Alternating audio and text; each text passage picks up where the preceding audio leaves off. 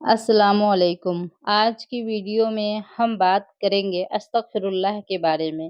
اس کا مطلب ہے اللہ سے اپنے گناہوں اور غلطیوں کی معافی مانگنا۔ آئیے جانتے ہیں کہ استغفر اللہ ہمارے لیے کیوں مہتوپورن ہے۔ استغفر اللہ کا مطلب ہے جب ہم استغفر اللہ کہتے ہیں تو ہم اللہ سے معافی اور رحمت مانگتے ہیں۔ انسان سے غلطیاں ہوتی ہیں لیکن ہمیں غلطی پر قائم رہنے کے بجائے اللہ کی طرف لوٹنا چاہیے۔ قرآن اور حدیث میں اللہ سے معافی مانگنے کی بہت تاکید ملتی ہے، اس لیے ہمیں اپنی روزمرہ کی زندگی میں استغفار کو شامل کرنا چاہیے اور اپنی غلطیوں پر سچے دل سے توبہ کرنی چاہیے۔ آپ صبح شام نماز کے بعد یا جب بھی آپ کو اپنی غلطی کا احساس ہو اللہ سے معافی مانگ سکتے ہیں، ساتھ ہی صرف زبان سے نہیں بلکہ دل سے پانچ ٹائم اور کوشش کرنی چاہیے کہ میں 5 ٹائم کی نماز پڑھوں۔ اگر ہم سے کوئی غلطی ہو جائے تو نراش نہیں ہونا چاہیے، اللہ کی رحمت سے مایوس نہیں ہونا چاہیے۔ اپنی غلطی کو پہچانیے، اللہ سے معافی مانگیے اور اپنے بہتر بنانے کی کوشش کیجیے۔ میری ایک فرینڈ کی کہانی آپ لوگوں کے ساتھ شیئر کرنا چاہتی ہوں، کیونکہ آج کی بات صرف میری نہیں ہے، آج کی بات ان عورتوں کی ہے جو باہر سے بالکل نرم دکھائی دیتی ہے، گھر کا کام کرتی ہے، سب کے لیے کھانا بناتی ہے، بچوں کو سنبھالتی ہے، شوہر کی پسند ناپسند کا خیال رکھتی ہے، سب کے سامنے مسکراتی ہے، لیکن جب رات کو اپنے کمرے کا دروازہ بند کرتی ہے تو شاید تکیے میں منہ چھپا کر روتی ہے، اور کوئی نہیں جانتا کہ ان کے دل کے اندر کتنی چیخیں دب کر رہ گئی ہے۔ آج کی کہانی میری ایک دوست کی ہے۔ میں اس کی پہچان بالکل نہیں بتاؤں گی کیونکہ کچھ کہانیاں ایسی ہوتی ہیں جنہیں سننا ضروری ہوتا ہے، لیکن کسی انسان کی پہچان بتانا ضروری نہیں ہوتا۔ اور دوستو، آج کی کہانی میں ایک ایسی عورت کی بات کرنے والی ہوں جو بہت پریشان تھی، بہت زیادہ، اتنی زیادہ کہ ایک وقت پر اسے خود سمجھ نہیں آتا تھا کہ وہ اپنی زندگی جی رہی ہے یا بس کسی طرح دن کاٹ رہی ہے۔ اور اس کی زندگی میں سب سے بڑا درد کیا تھا؟ اس کا اپنا گھر، جس گھر کو اس نے اپنا سکون سمجھ کر اپنایا تھا، وہی گھر اس کے لیے ڈر کی جگہ بن چکا تھا۔ اس کا شوہر شراب پی کر گھر آتا، غصہ کرتا، بات بات پر لڑتا اور کئی بار ہاتھ بھی اٹھا دیتا۔ صرف اتنا ہی نہیں، اس کی زندگی میں دوسری عورتیں بھی تھیں تو میری دوستوں کو سب پتہ تھا، لیکن وہ ہر بار اپنے دل کو یہی سمجھاتی تھی کہ شاید ایک دن سب ٹھیک ہو جائے گا۔ تو دوستو، کبھی کبھی عورت کی سب سے بڑی مجبوری اس کا پیار نہیں، اس کی سب سے بڑی مجبوری ہوتی ہے امید۔ وہ امید کہ شاید آج نہیں تو کل، شاید کل نہیں تو اگلے مہینے، شاید ایک دن اسے اس کا شوہر سمجھے گا، شاید ایک دن وہ شراب چھوڑ دے گا، شاید ایک دن وہ دوسری عورت سے رشتہ ختم کر دے گا، شاید ایک دن وہ اسے اسی عزت سے دیکھے گا جس کی وہ حقدار ہے، اور اسی شاید کے سہارے وہ سالوں نکال دیتی ہے۔ تو دوستو، ادھر میں اپنا نماز اور قرآن شریف بھی کر رہی تھی، اس کے بعد بھی شیئر کرتی جا رہی ہوں۔ تو گھر، رشتے، شوہر، اپنی پریشانی اور سب سے آخر میں خود کے لیے تو اس کے پاس سمے ہی نہیں تھا۔ میری دوست بھی ایسی ہی تھی، وہ ہر کسی کے بارے میں سوچتی تھی، اپنے شوہر کے لیے سوچتی، بچے کے لیے سوچتی، گھر والوں کے لیے سوچتی، لیکن کسی نے شاید کبھی اس سے یہ نہیں پوچھا تم کیسی ہو، اور اگر پوچھو بھی تو وہ مسکرا کر کہہ دیتی میں ٹھیک ہوں۔ کتنا چھوٹا سا جھوٹ ہے، میں ٹھیک ہوں، لیکن کبھی یہی 3 شبد ایک عورت کے اندر چھپے ہزار آنسو کو ڈھک دیتی ہے۔ ایک دن اس نے مجھے فون کیا، اس کی آواز میں بہت تھکان تھی۔ میں نے پوچھا کیا ہوا؟ وہ کچھ سیکنڈ چپ رہی اور پھر بولی کچھ نہیں۔ میں نے کہا کچھ نہیں ہے تو تمہاری آواز ایسی کیوں ہے؟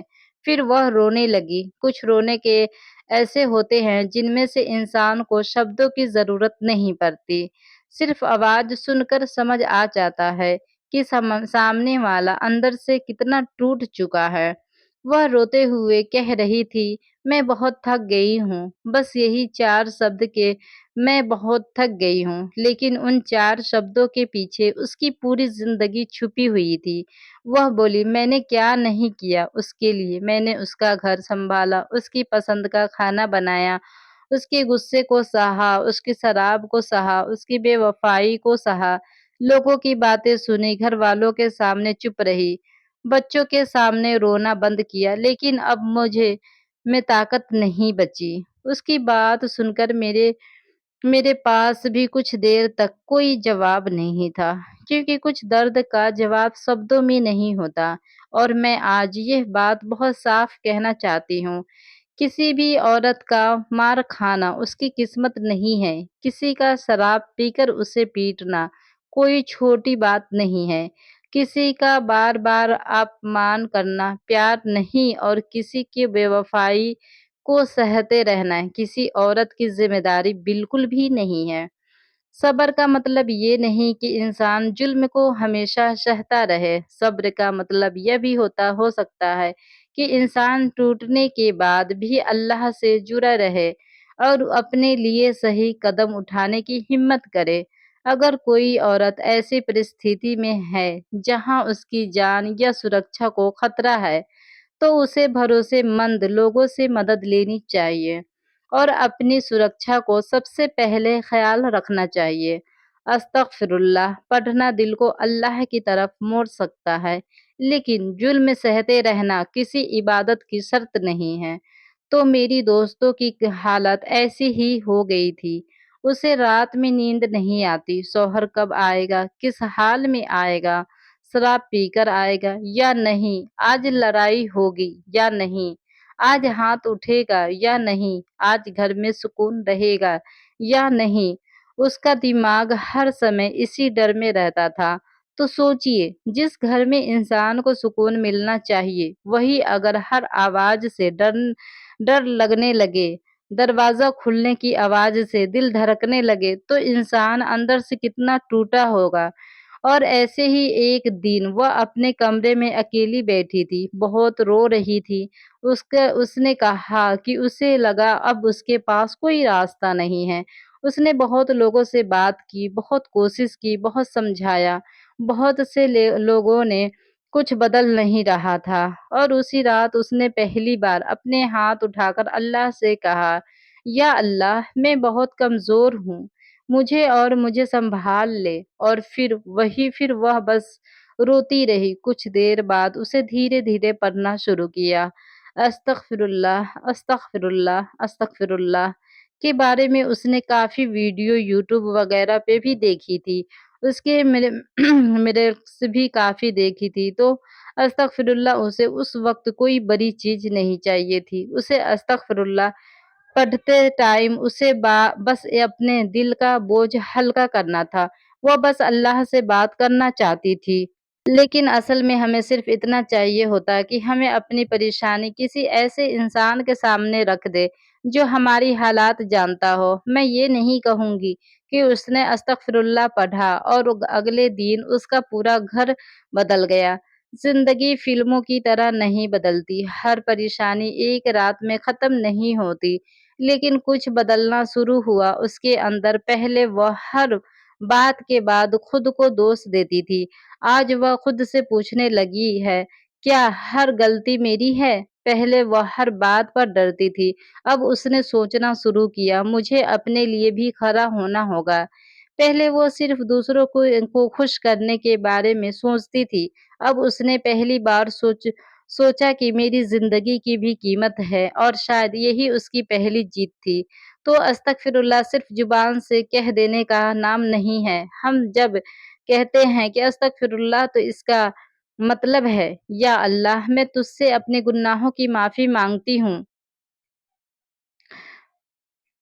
لیکن ساتھ ساتھ انسان کو اپنے اندر بھی دیکھنا چاہیے، میں کہاں غلط ہوں، مجھے کیا بدلا ہے، مجھے اللہ کے قریب کیسے جانا ہے، مجھے اپنے دل کو کیسے صاف کرنا ہے، اور اگر کسی نے میرے ساتھ ظلم کیا تو مجھے اپنی سرکشا اور عزت کے لیے کیا صحیح قدم اٹھانا چاہیے، یہ سب بھی سمجھنا ضروری ہے۔ تو میری دوست نے ایک چھوٹی سی عادت بنا لی، جب بہت رونا آتا تو وہ استغفر اللہ پڑھتی، غصہ آتا تو استغفر اللہ پڑھتی، دل گھبراتا تو استغفر اللہ پڑھتی، جب رات کو نیند نہیں آتی تو استغفر اللہ پڑھتی۔ لیکن اس نے کسی جادوئی پھول کی طرح نہیں لیا، اس نے اسے اللہ کی طرف لوٹنے کا ذریعہ بنایا، اور یہی بات مجھے اس کی سب سے اچھی لگی۔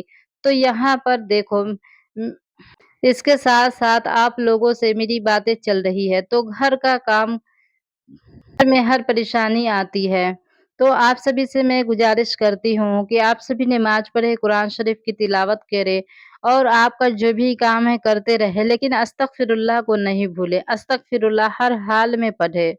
لیکن کبھی کبھی اپنی آتما کی بھوک بھی ہے، بھوک جاتے ہیں، اور وہ بھوک ہوتی ہے سکون کی۔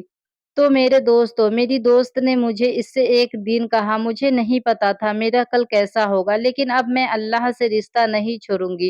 اس کی یہ بات میرے دل میں بیٹھ گئی، کیونکہ اس نے یہ نہیں کہا کہ اب میری ساری پریشانیاں ختم ہو گئی۔ اس نے کہا میں اب اکیلے نہیں ہوں۔ ادھر میں کڑھی بنا رہی تھی، بہت ہی ٹیسٹی کڑھی بنی ہے، ابھی بگھارنا باقی ہے۔ اور شاید فرق یہی سے شروع ہوتا ہے، جب انسان اپنی پریشانی میں بھی اللہ کو یاد رکھتا ہے تو پریشانی ترنت بدلے یا دھیرے دھیرے، لیکن انسان کے اندر امید بچی رہتی ہے۔ اور اگر آپ میں سے کوئی عورت آج میری یہ بات سن رہی ہے اور آپ کو لگ رہا ہے کہ یہ کہانی آپ کی کہانی ہے، تو میری بہنوں، پہلے میری بات سننا، آپ بیکار نہیں ہو، آپ کسی بوجھ کا نام نہیں ہو، آپ کی زندگی کی قیمت ہے، آپ کی عزت کی قیمت ہے، آپ کے آنسوؤں کی قیمت ہے، اور کسی کا غلط بیوہار آپ کی قسمت طے نہیں کرتا۔ اگر کسی نے آپ کا دل دکھا دیا ہو تو اس کا مطلب یہ نہیں کہ اللہ نے آپ کو چھوڑ دیا۔ کبھی کبھی انسان کی زندگی میں ایسے دور آتے ہیں جہاں اسے سمجھا نہیں آتا کہ آگے کیا ہوگا، لیکن ایسے وقت میں اپنے رب سے رشتہ مت چھوڑو۔ دھیرے دھیرے اپنے دل سے کہو کہ استغفر اللہ، اور پھر وہ کہو کہ اللہ مجھے صحیح راستہ دکھا، میرے دل کو سکون دے، مجھے غلط چیزوں سے بچا، مجھے صحیح فیصلہ لینے کی ہمت دے، میرے بچوں کی حفاظت فرما، میرے گھر میں اور میرے لیے خیر ہے تو اسے بہتر کر دے، اور اگر کوئی راستہ میرے لیے نقصان کا ہے تو مجھے اس سے بچا لے۔ تو یہ میری فرینڈ کی کہانی تھی جسے آج میں نے آپ لوگوں کو سنایا ہے۔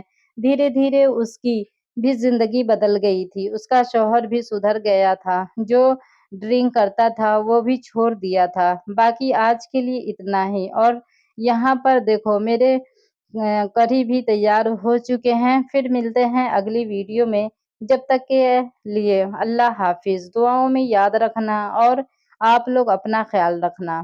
پھر ملتے ہیں نیکسٹ ویڈیو میں۔